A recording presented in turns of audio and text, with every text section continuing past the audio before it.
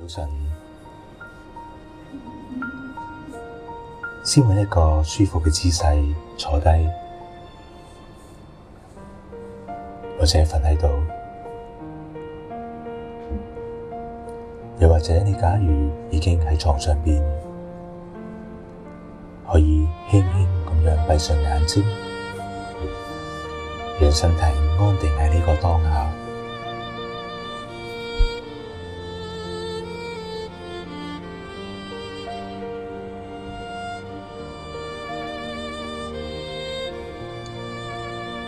將注意力放喺你嘅呼吸上面，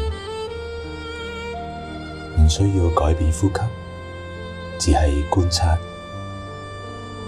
吸氣嘅時候，感受空氣慢慢咁進入身體；呼氣嘅時候，將膊頭、手臂、胸口輕輕咁樣放鬆，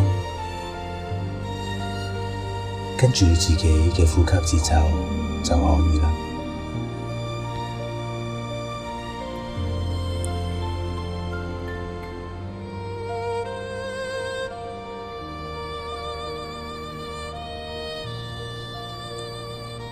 而家可以開始慢慢咁樣掃描身體，從頭頂開始，放鬆你嘅額頭、眉毛、眼睛，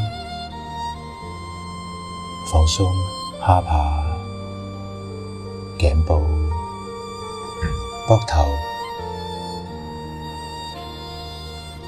如果你感覺到任何嘅繃緊，唔好推開佢，只係見到佢，承認佢，然後將佢軟化。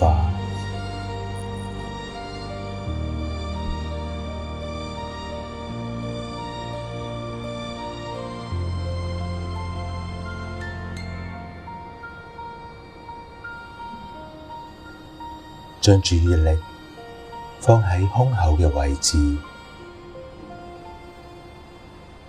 感受你嘅心跳。你而家喺呢一度，此時此刻，